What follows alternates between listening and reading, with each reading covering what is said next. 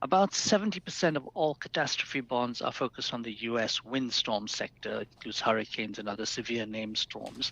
And a big chunk of that relates to Florida. Obviously, this came into focus recently because of Hurricanes Helene and Milton back to back that caused a lot of flooding and wind damage as well. And the way it works is that if a particular threshold of losses is met for most of these catastrophe bonds, then the issuing party will get a good chunk of the money. That's taken out from the money that the capital markets, the Wall Street investors put in when they bought the bond. And that money then goes to pay to fix people's roofs and, rebuild homes.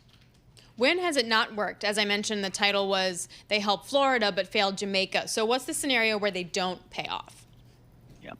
So catastrophe bonds have been around for about 25, 30 years, and they've largely developed, as I said, in the US, but also in Europe and Japan against earthquake risk. But increasingly, institutions like the World Bank, the IMF, the OECD are trying to popularize them in the developing world. Now, this is a part of the globe that is being disproportionately hit by a lot of climate losses to which they're not directly linked because, most of the emissions have come from since the Industrial Revolution in the western parts of the world. But a lot of these weather disasters are being, focused on the, southern hemisphere.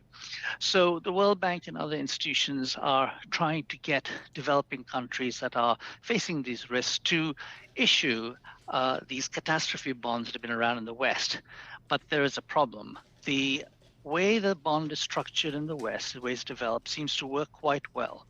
But in a developing country, because they don't have an insurance market, you can't actually calculate the total claims on an insured basis. So they've come up with a different way of structuring the bond. It's called a parametric approach. Basically, for a hurricane, it would simply be if the pressure of the hurricane hits a certain threshold, which indicates wind speed, then the bond will pay out. But if it misses, you get nothing. Even if you miss by the tiniest fractions, the rules say you will get zero. And that's sort of what happened with Jamaica.